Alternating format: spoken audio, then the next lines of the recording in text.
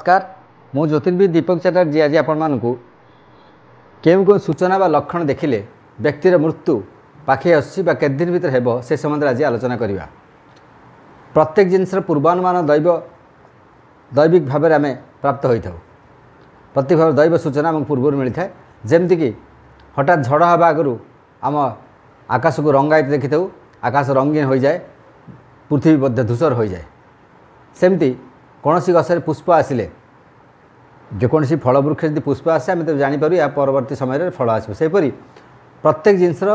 घटना हो अघटना हो प्रत्येक दिन मनीष जीवन में पृथ्वी पृष्ठ विभिन्न प्रकार घटना दुर्घटना सुघटना विभिन्न प्रकार सब घटी जाऊँगी जार कि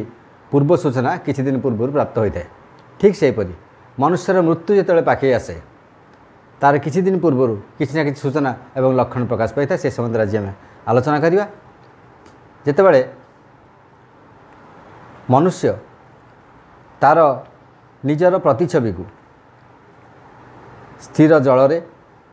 एवं स्थिर तरल घृतरे बा तैल मध्य निज शरीर को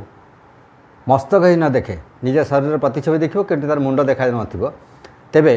खूब शीघ्र ताकर मृत्यु पाखे आसुच्छी से व्यक्तिर आपड़ जानीपर। प्रायतः 6 मास मध्य मृत्यु होबार यह सूचना देता है। ठीक सेहीपरि देखिए आम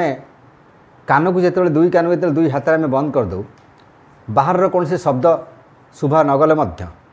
भितर बाहर एक अस्पष्ट शब्द आमको शुभी थाए।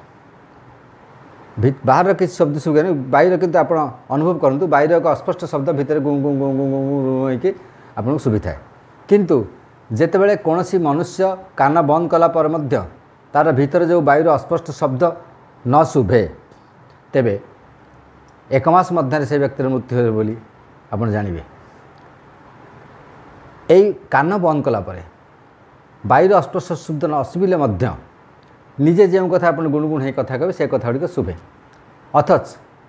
जो व्यक्ति कान बंद करदेला वायु भितर बायुर शब्द न शुणा सह निजे जो पार्टी कथा कहते शुणा न जाए तेबे आप जानवे जे अल्प दिन भितर व्यक्तिर मृत्यु प्राप्त हो। जदि कहार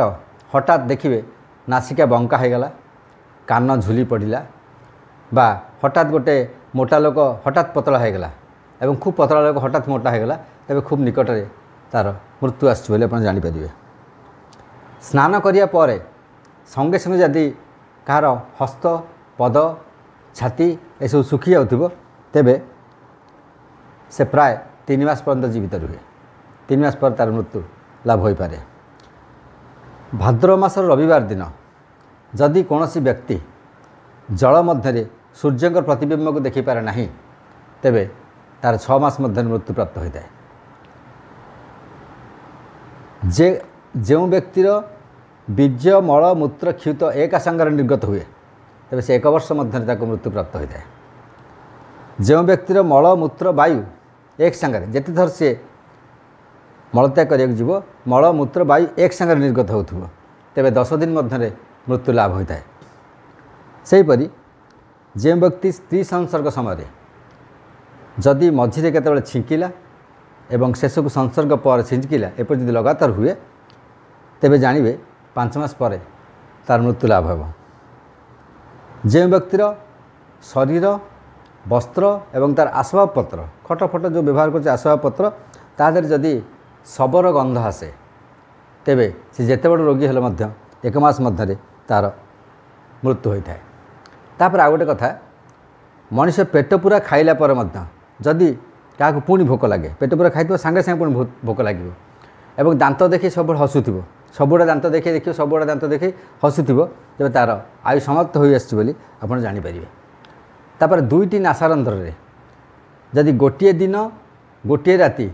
क्रमागत श्वास गला 2टी नासारंध्र एक संगे श्वास यदि गोटे दिन गोटे राति गला तेबे 3 वर्ष मध्य से व्यक्तिर मृत्यु हो जानवे। से दक्षिण नासारंध्र रे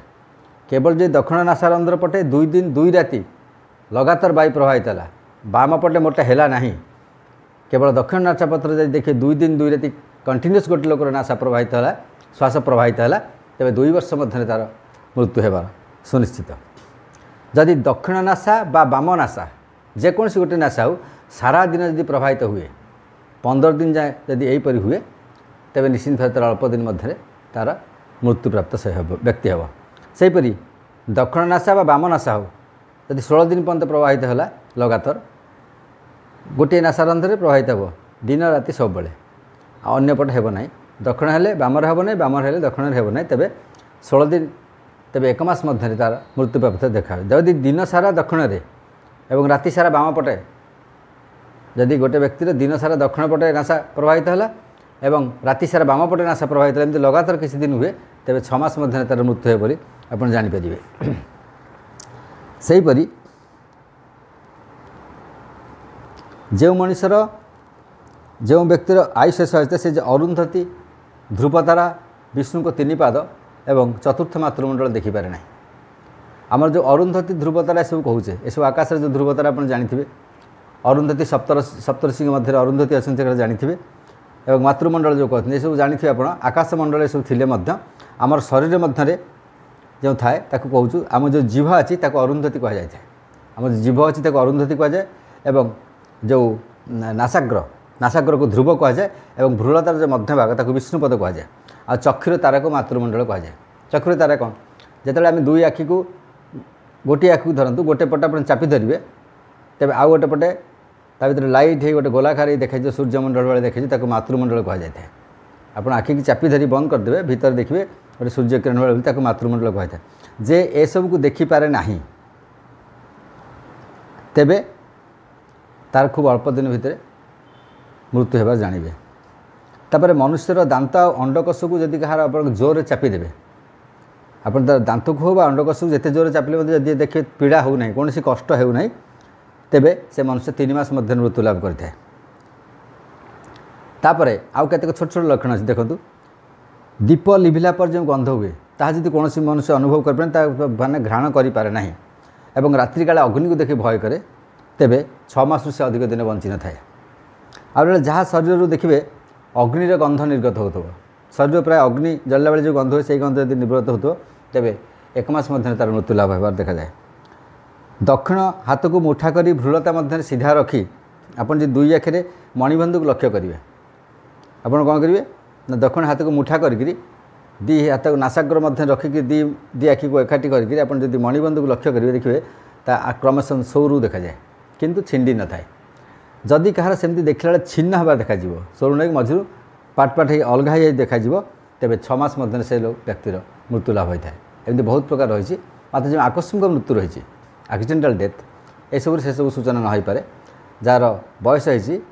हो पीड़ित अवस्था किसी अच्छा एमती कि सूचना देखा जाए तेभले यही टाइम मृत्यु हो आप जानीपारे अन्य बहु विषय अच्छी बहुत प्रकार स्वप्न अच्छी देखिए जहाँकि मृत्यु शीघ्र हो जानीपारे नमस्कार।